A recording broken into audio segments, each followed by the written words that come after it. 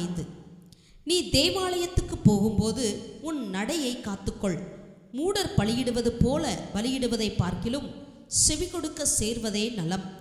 தாங்கள் செய்கிறது தீமை என்று அறியாதிருக்கிறார்கள். தேவ சமூகத்தில் நீ துணிகரமாய் உன் வாயினால் பேசாமலும் மனப்பதறி ஒரு வார்த்தையையும் சொல்லாமலும் இரு.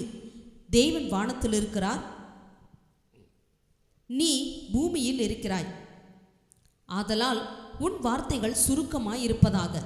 தொல்லையின் திரட்சியினால் சொப்பனம் பிறக்கிறது போல வார்த்தைகளின் திரட்சியினால் மூடனுடைய சத்தம் பிறக்கும். நீ தேவனுக்கு ஒரு பொருத்தனை பண்ணிக்கொண்டால் அதை செலுத்த தாமதியாதே.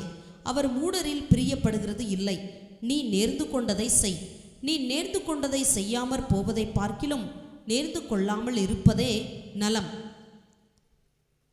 உன் மாம்சத்தை பாவத்துக்குள்ளாக்க உன் வாய்க்கு இடக்கூடாதே. அது புத்தி பிசையினால் செய்தது என்று தூதனுக்கு முன் சொல்லாதே. தேவன் உன் வார்த்தைகளினாலே கோபம் கொண்டு உன் கைகளின் கிரியையை அழிப்பானேன்? அநேக சொப்பனங்கள் மாயையாயிருப்பது போல அநேக வார்த்தைகளும் வியர்த்தமாயிருக்கும். ஆகையால் நீ தேவனுக்கு பயந்திரு. ஒரு தேசத்தில் ஏழைகள் ஒடுக்கப்படுகிறதையும் நியாயமும் நீதியும் புரட்டப்படுகிறதையும் நீ காண்பாயானால் அதை குறித்து ஆச்சரியப்படாதே.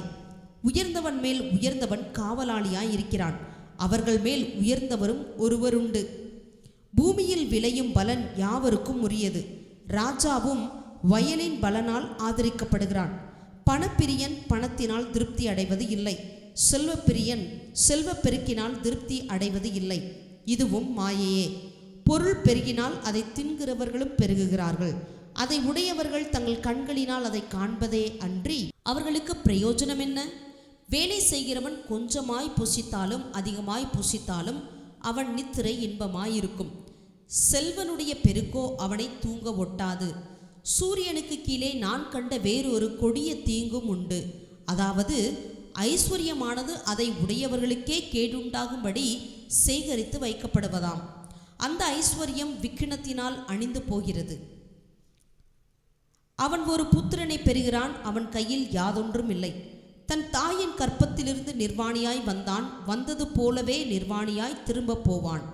அவன் தன் பிரயாசத்தினால் உண்டான பலனொன்றையும் தன் கையிலே எடுத்துக்கொண்டு போவதில்லை. அவன் வந்த பிரகாரமே போகிறான். இதுவும் கொடுமையான தீங்கு. அவன் காற்றுக்கு பிரயாசப்பட்டதினால் அவனுக்கு லாபம் என்ன?